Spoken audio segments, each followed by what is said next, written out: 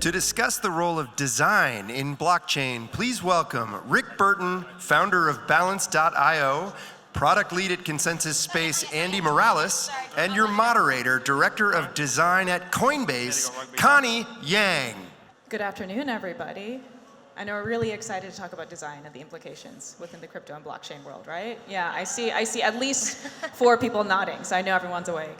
Hi, everybody. We're really excited to be here to talk to you all. I'm Connie, and I am going to be both moderating and answering some of the questions in the panel, so please bear with us as we talk through this. To start, I would love to have our awesome panelists introduce themselves with their name, where they live, and something that's really interesting to them in the world of experience and design, aside from their own product. Mm-hmm. Okay. My name is Andy Morales. I'm product lead at ConsenSys Space, which is to say the space part of ConsenSys after Planetary Resources got acquired. I live in Brooklyn.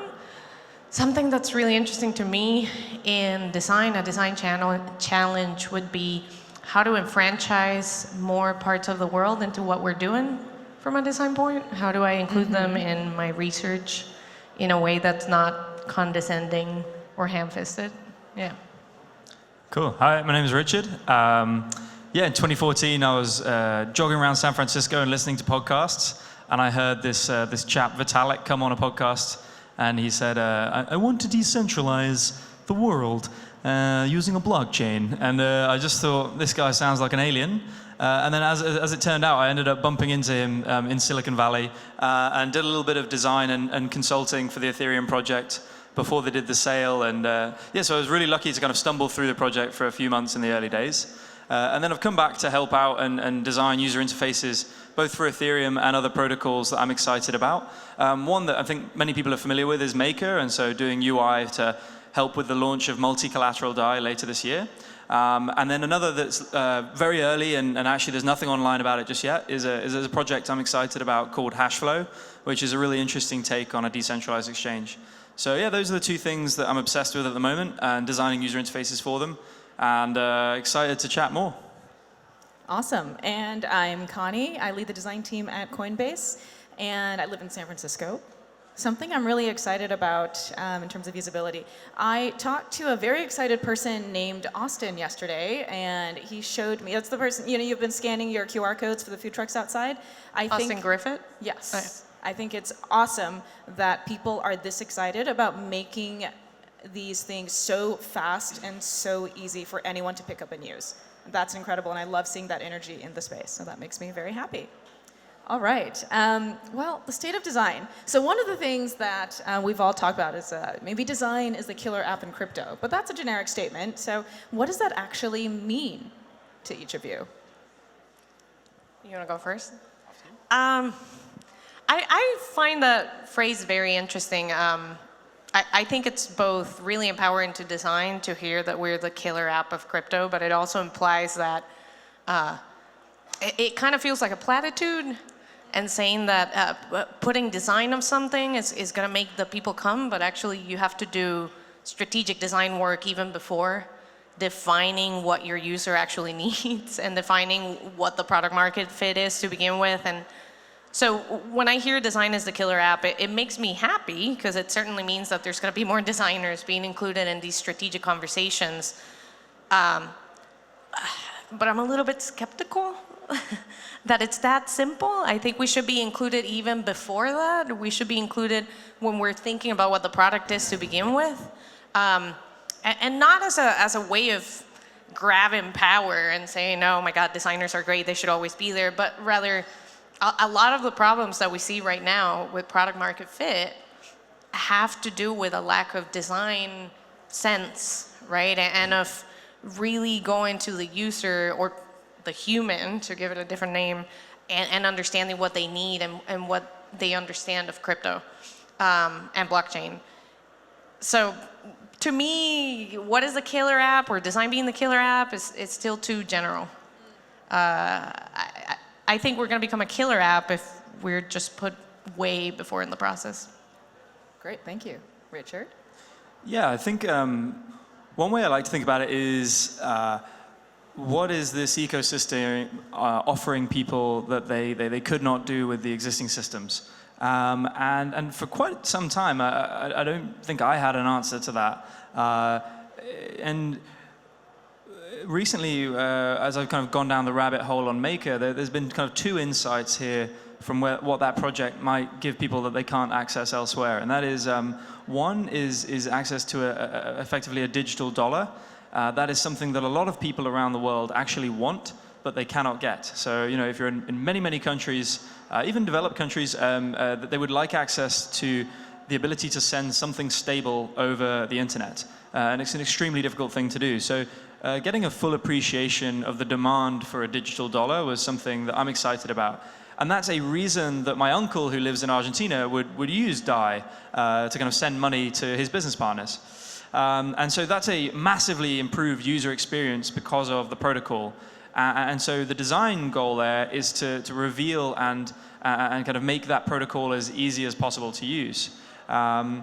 And another way I like to think about it is about 1 million people were funneled through MyEtherWallet, MetaMask, and products like that to get into the ICO boom. And if you think about the problem that they were trying to solve, right, it was that they're looking for interesting investment opportunities, and they got caught up in the ICO bubble. And so people were quite happy to use fairly simply designed products that were very early and get through there to try and get a better investment return.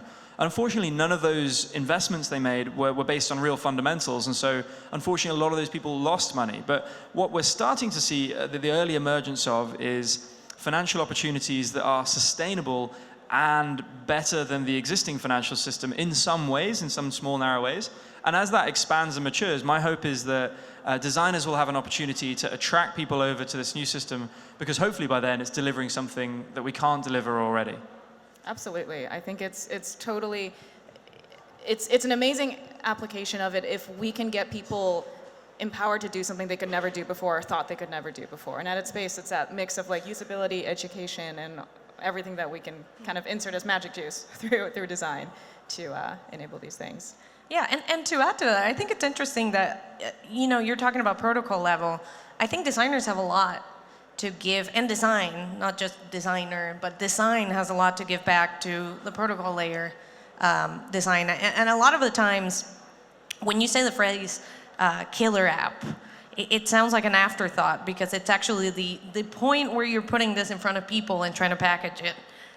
Whereas a lot of what I've been doing at ConsenSys and as part of ConsenSys Space has been being more actively involved in the design of protocol level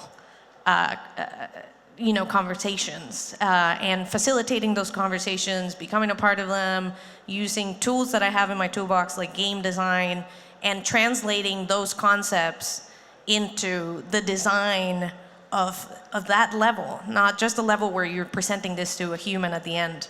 And so the more we do that, I think the more we have designers who are already well equipped for designing for humans at the beginning, the better that's going to be. So Andy, to dive into that a little bit, how do you think about token design? What is that world like for you? Yeah, well, okay, token design, cryptoeconomics, token engineering. Let's just start with the fact that there's like 1,000 names for it. I've been involved with a lot of token design inside the startups at ConsenSys that I've been a part of.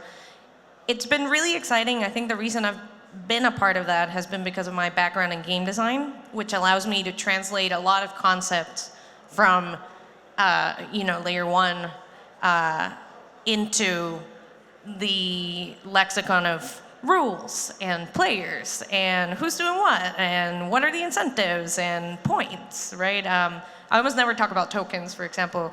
It's very easy for me to talk about points and understand exactly what we're doing. So in terms of how token design is evolving, I think one of the most empowering things right now is that it's still so nascent. If you look at Bitcoin as the first instance of token design, that's still really new, right? And so it is a good time for designers to become a part of that and to bring in their knowledge of human incentives and human motivations and human meaning into token design. But it's also so new that it's still not accessible for many people. When you look at cryptoeconomic primitives, they're still so big, right? Like, I think the fact that it's new is a really interesting point that is really unique to this industry. Like, when we're designing or thinking about work or product strategy, in what timelines do you usually think about? Do you think like in 2 weeks, in 3 months, in like 2 years? How do you like plan this out in this thing that like nobody knows what that end state will look like? Yeah, some of the numbers that I track at the moment are the weekly active addresses moving DAI around, and that I believe is roughly 10,000. And so I think that if we could kind of increase that number by 1,000 times in the next 5 years, that would be probably like a pretty great achievement, that there would be 10 million people on a weekly basis were transferring relatively stable funds across an open source network using an open source stable coin across the open source internet. That strikes me as like an achievable goal, and something that if we could add another zero to that and make that 100 million, that's a huge success. So really somewhere between 10 and 100 million would be something that I'm excited about. And then if you start with that number, what do you have to get to for that to be the result? You know, you probably need extremely mature fiat to crypto on-ramps that are in lots of different countries. You need a bunch of businesses that are comfortable with that method of payment, and you need millions of people kind of onboarded into that system. And so those are the ranges. Depends, you know, how many zeros you add, but that's how I think about the problem. I've thought about this in 3 different ways. You have the typical agile, we have to think about the next MVP, the next release, the next 2 weeks, 3 weeks sprint. So that certainly exists. One thing that I've been pushing a lot for is going further than that. So we've been going into 2 to 5 years from now and talking about what is going to be our minimum viable program, not product, or minimum viable service. So we've been going a little bit further than that and going into the 5-year mark, which has been really interesting. And the latest moment that I've been most proud of is that we've been doing 20-year forecasting. 20-year forecasting. Yeah, specifically because we can do that because we're talking about the space industry and how quickly the industry is evolving with things like SpaceX, right? And Jeff Bezos and his announcement yesterday of around the lunar landing ideas that he has. So we have to, by virtue of how quickly that industry is going. And what we've been trying to do is go 15, 20 years in the future and then start reverse engineering that to understand what we need to do. Can you share one thing that you think about for 15 years or 20 years in the future? It's really interesting. We've used a lot of speculative design techniques. So we have a preferable future, a plausible future, and the one that we're going to be focusing on right now.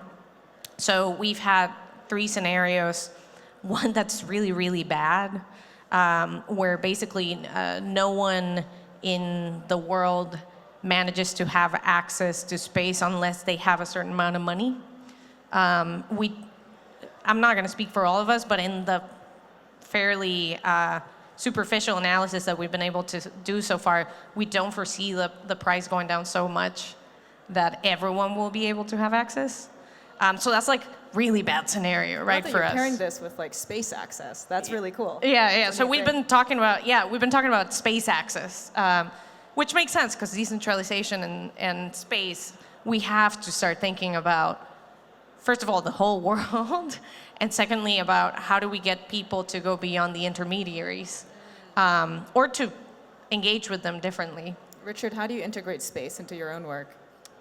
That has not been top of mind. I think probably I find the constraints of having raised a relatively minuscule sum of capital and kind of funding this project myself very useful in terms of me obsessing over finding something that I could point to today that I could say could be useful. And that is why I've kind of become obsessed with Maker as a project, because on the 1% of users, it's traders who want leverage, who just want to kind of lever up on their Ether or get access to capital gains-free loans against their assets. And that's kind of fueling the system that is then ejecting a stable currency which currently has 10,000 weekly active users, and if we can get to 10 million, would be valuable. So I'm kind of really tracking those two key metrics, and then also following the interest payments of the Maker system through the MKR token. And that, I think, is one of the most interestingly designed tokens, because as the interest payments flow back, they burn MKR, which is contracting the supply of that token. And this is what has drawn me to that system, and why I've stopped trying to build a wallet for all of Ethereum and started focusing intensely on one or two financial protocols that have protocol market fit today, and with clear metrics that are growing today. And that focus is driven because I'm not, I have not sold a token and raised tens or hundreds of millions. I'm operating with a budget which is much smaller, which necessitates a kind of laser-like focus on product market fit and protocol market fit. So yeah. This is all, again, we keep saying this is all new. We're all pioneers, right? Where have you been asked to apply your design skills in this industry where maybe you least expected it? Well, I think the first one I already mentioned, it was using my game design background and game design techniques for designing what I just call crypto serious games. And I don't mean that, I don't say that flippantly. What I mean is we're creating real life systems of rules that are affecting the world. So that has been the most interesting one for me. Yeah, that's a good point. I think for me also, it is a system. Do y'all remember SegWit 2x when that was a huge thing back in the day? For us, this is when I had just joined Coinbase, and we had to find a way to explain to people what a fork was, why your money suddenly duplicated, and why it might actually randomly change. So I had to create like a giant matrix map of like every single stage that would happen in this process, and a way for us to communicate it to our users. So being able to actually deal with that was, as you said, a systems change. Right now we're designing the entire system of how this should work, and that was really unexpected for me, at least. I think that's really special about blockchain as an industry, which is most of the people that I've met think in systems, because what we're proposing to do in the world is a systemic change. So it's really difficult to find people that are not inspired by that and that are not trying to think that way.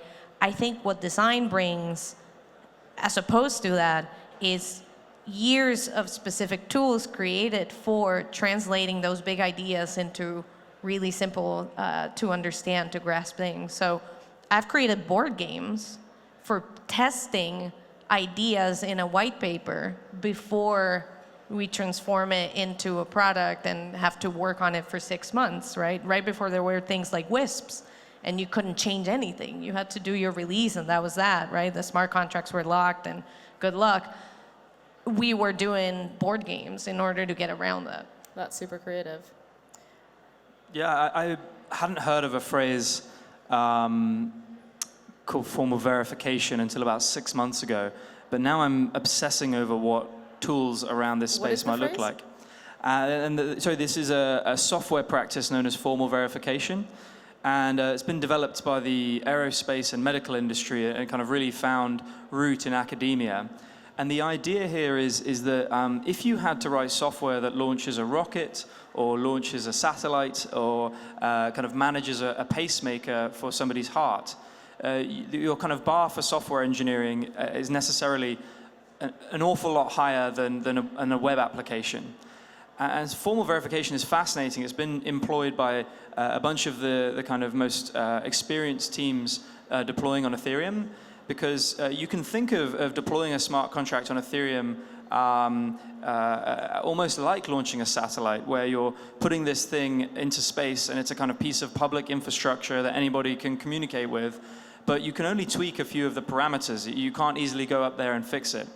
And so as a result, it's a total inversion of the move fast and break things mentality, where it's like move incredibly carefully and ship things when you've really thought them through.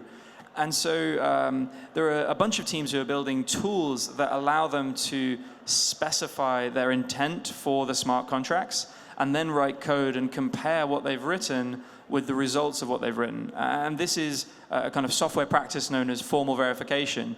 And the tools are advancing at quite a clip, but I never expected to be asked about what designing a graphical user interface to help people do formal verification would look like. And this is something I'm just kind of toying around with in my head and might make some open source contributions, but I really want to help these smart contract engineers write better contracts. So, yeah. That's awesome. Thank you. We actually only have 2 minutes left, and we're going to do a little fun thing that I like to call lightning round. So super fast questions, just your first gut take. And these are going to be very short, very fast. What was your first dream job as a kid? For me, it was a paleontologist. I wanted to be an animator for Hanna-Barbera. Awesome. I wanted to be a professional kite surfer. A couch server? Kite surfer. Kites. Yeah. Sorry. Flying kites. Who in the crypto community do you wish you knew better? Amber Baldet, who's going to speak today about what is sick. Oh, Amber Yeah. is sick today. We do all wish Amber the best. She's sorry, cool. Sorry, I didn't catch that. Oh, who in the crypto community do you wish you knew better? Satoshi. Damn it. Nice answer. That was low-hanging All fruit. good, all good answers. That was with Amber. If you weren't a designer, what would you do?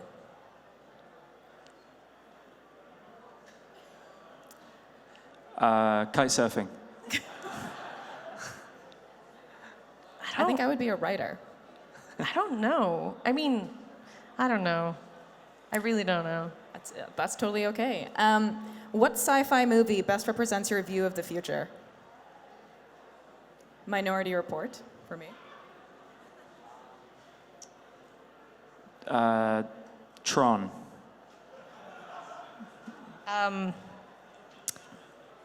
Can I say a show? Yeah, absolutely. Star Trek?